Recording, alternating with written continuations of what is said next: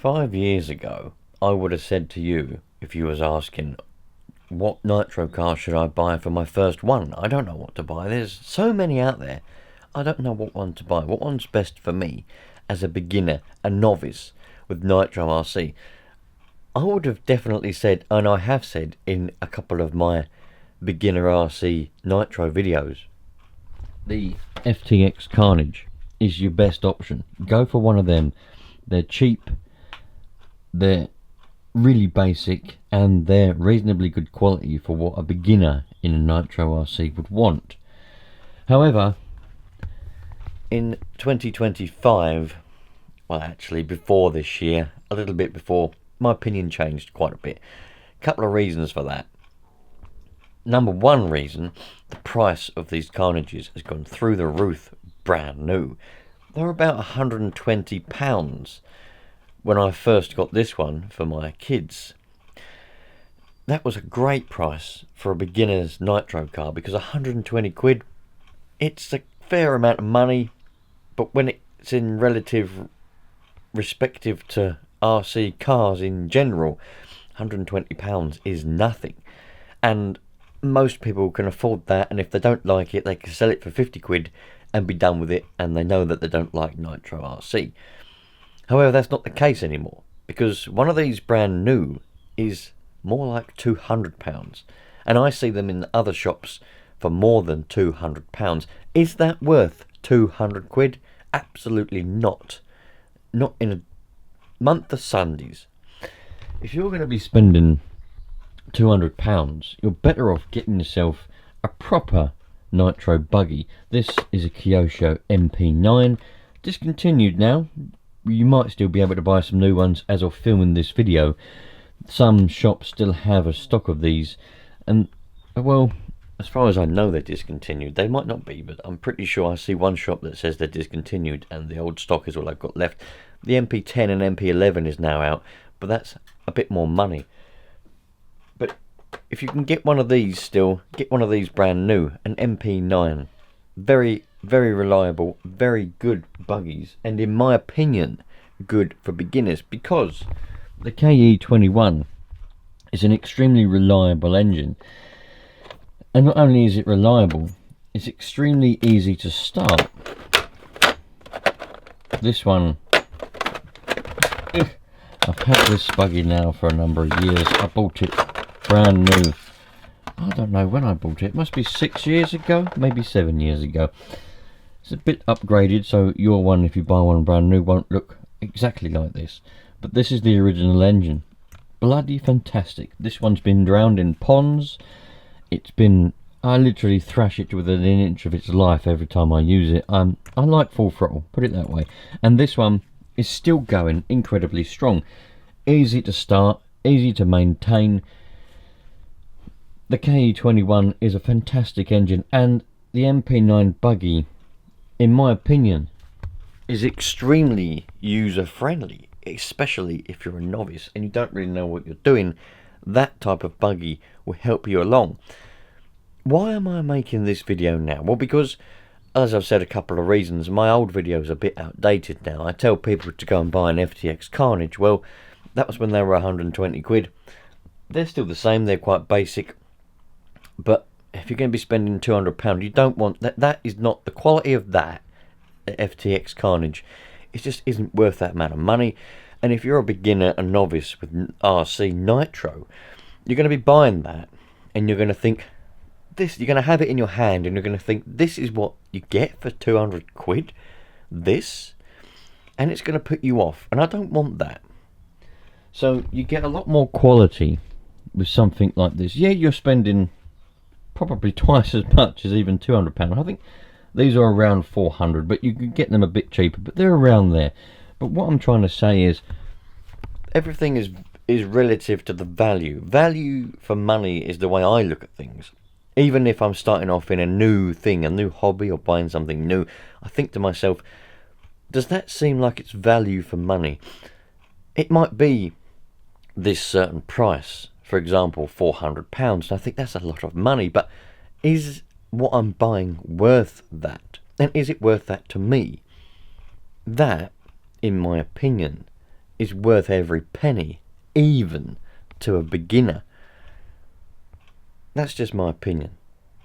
More experienced people watching this, put a comment and tell me whether you think my opinion is agreeable or not. Something else which I think is important to take into consideration when you're thinking about buying your very first Nitro RC car. Well, one thing to start with, should you buy second hand or should you buy brand new? That kind of leads me on to what I was going to say next. So it depends on you. Only you know you. And the reason I'm breaking this down into a little bit more in depth is because I've been asked to. My other videos were quite simple: buy a carnage, think, use common sense and have some fun. Well, a more in-depth video has been requested by quite a few people, so this is why I'm breaking it down, by the way. So, you as a person, are you quite intuitive? Do you think, well, this is different and I really want to learn this, I really want to get this going, I'm really looking forward to enjoying some Nitro RC? In that case, possibly look into a second-hand one. Possibly. Trouble is with second-hand, you could be buying somebody else's headache. A lot of the time things are on eBay and things are for sale second-hand. Not all the time, but a lot of the time, because they're broken. Or the person that had it before couldn't get it working properly, and they may have twisted some things and done some stuff, and for you not knowing what you're doing has made it even worse for you. So if you're the type of person which likes a challenge and you're into it, perhaps you already like engines, and Nitro engines are something new, but engines to you aren't new, in which case look into something second hand, because you'll save a lot of money, you'll get good quality stuff for the money you're going to be spending. Again, it's that value for money relativeness. But remember that you might be buying somebody else's headache, you might be buying something that someone else has broken, perhaps hidden the broken bit so that you don't see it immediately. There's loads of stuff that could be broken that somebody could hide with an RC car. Diffs, for example, pull starts could be broken. Anything could be like that. But you'll come across it. And if you're already in the mindset, you're the type of person that can find a problem and realise, oh, that's a problem. That's not my fault. That's a problem there. I need to mend that. And you can mend it. Great. Go for second hand. If you're the type of person where you're not really mechanically minded, but you want to learn mechanics, which is why you're going into Nitro, because it is mechanics. You want to learn mechanics and you want to become mechanically minded, but you just don't know where to start. I recommend buying something brand new, because 9 times out of 10, some of you that watch my other video on this, you'll know what I'm talking about. 9 times out of 10, they will come perfectly set up, and obviously everything will be brand new, so everything should work as it should do. Would I recommend getting something like this?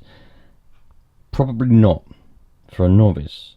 Again, it comes to whether how mechanically minded you are and how you work with problems. If you come across a problem or something which is frustrating or difficult, and you're the type of person that just gives up and gets annoyed and angry, no, don't buy one of them. That's simple as that. But if you're the type of person who likes a challenge and you get something and you think, I'm going to learn this, go and get yourself something a bit more in depth than this. In my opinion, something like this from Hobeo, this is a hyper cage truggy, because this is a little bit more of a step up, you're expected to kind of know more stuff. It doesn't come with an instruction manual, it doesn't come with anything like that. It comes with a little bit of paper which tells you basically nothing, but it's because they're aimed at people that know what they're doing. That doesn't mean that you can't get one. If you're the type of person who's a bit mechanically minded already, you could get yourself one of these and you could jump a few hoops, learn a few things, and have a very nice truggy. Depends who you are. Personally, me, if I'm starting a new hobby or doing anything new, if I'm doing anything new, I'm the type of person that tends to kind of jump in. I tend to kind of skip the beginning stuff, and I just sort of run along and jump in the mid to deep end with all the people that know what they're doing and just learn. That's me. I just learn stuff. I just do stuff. I make a lot of mistakes, but I just jump in and do stuff.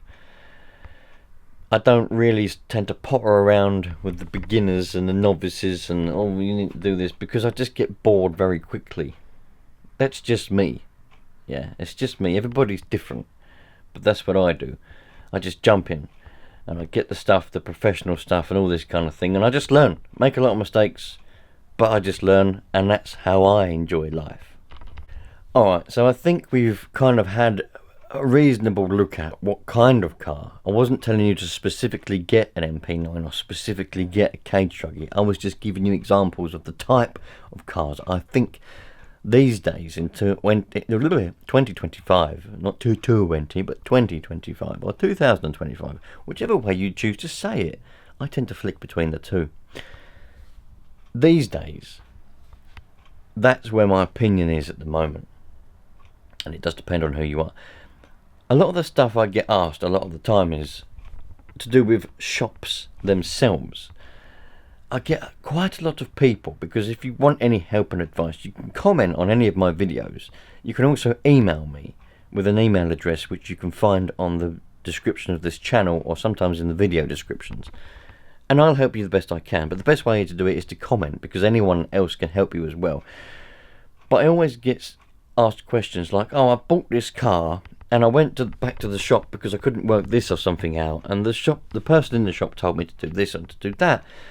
But to me, that just seems like sometimes the information, what they get told by people in shops, like shop owners and staff, is cock-handed and different and wrong or more awkward for that person.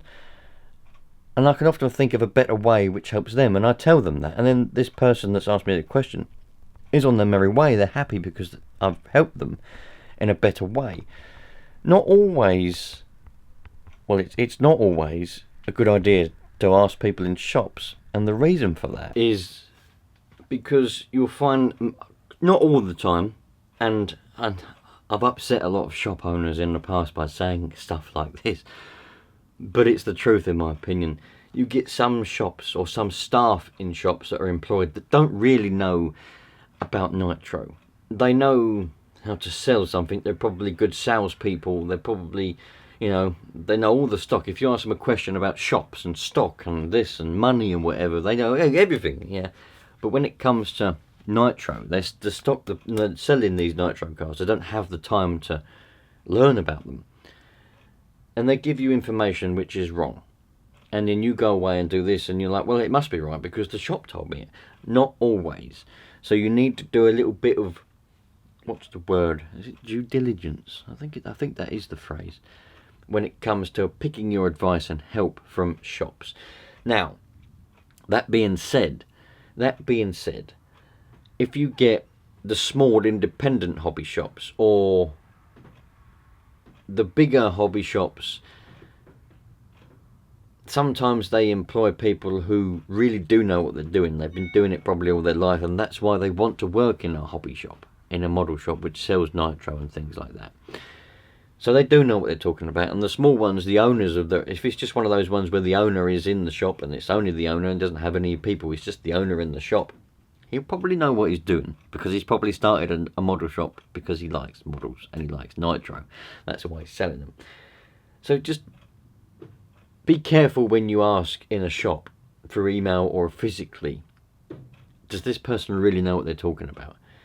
I know that's a funny thing for me to say, and it might seem a bit strange me saying that, but that's my experience over the years, you know. And for me as well, going into a shop sometimes, and I want to buy something, and I say, oh, I'm looking for this. Do you sell that? And they say, no, we don't sell that because that's no good. But I know that the part that I want is a good thing. Why are they telling me they don't sell it?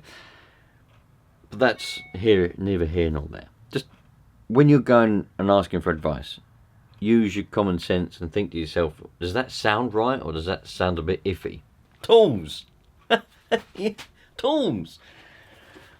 The other thing, tools. What tools do you need for beginning in RC, in Nitro RC? You don't need many tools. For people like me, I love a tool. I am a tool, most of all. I'm the biggest tool in my tool collection. But I do like tools. I've got one of these things now, which is, I love it because I can put heat guns and it's really, really cool. But you can get away with a nice little toolbox like this one with various bits and bobs in it. You can do all kinds of things, but you don't necessarily need loads of fancy expensive tools or even cheap tools to start in Nitro. All you need, a Phillips screwdriver for doing up and undoing screws, a small set of Allen keys. Most people in daily life have Allen keys. You don't need RC specific tools. I mean, you can simply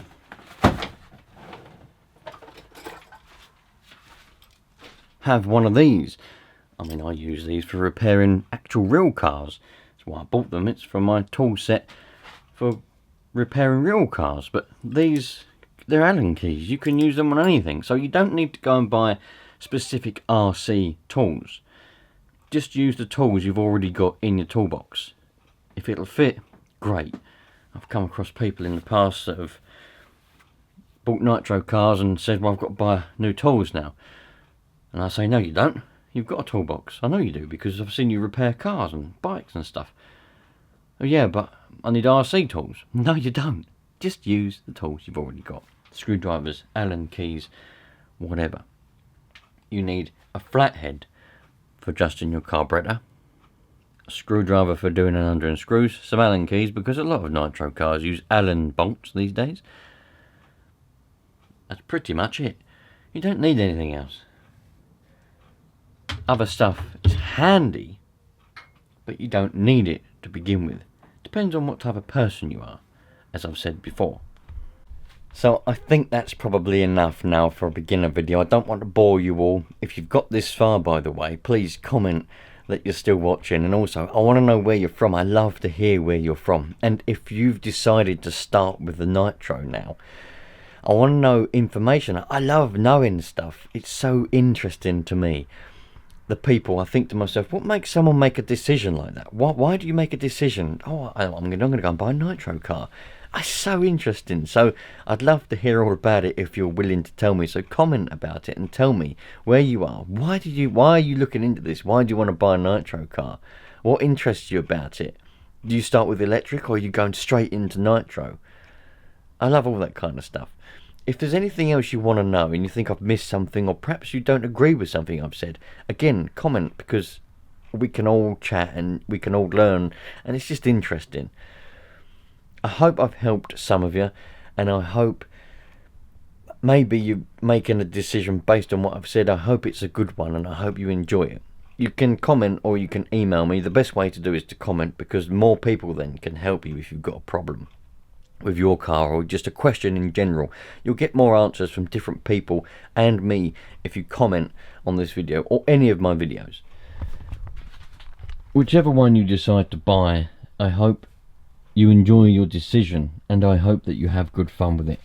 This will not be a bad decision if you go for an MP9 or anything from Kyosho. Hebeo, Kyosho, HPI. There's a few brands out there, good ones. Make sure that you do really get what you pay for with Nitro. So if you go and buy one of the cheap knockoff Chinese ones, chances are you're not going to have a very good time as a beginner, because although they might be more basic and, well, not exactly cheap these days, for a beginner you do want some kind of quality, because with quality just comes easiness.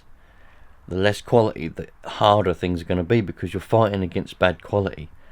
If things are good quality, you buy a real brand, spend a little bit of money on it, you'll find things are easier for you as a beginner. Anyway, I'm going to catch you lot later on. Have a good time, love life, and again, please tell me all about your experiences, because I love to hear them. Cheerio.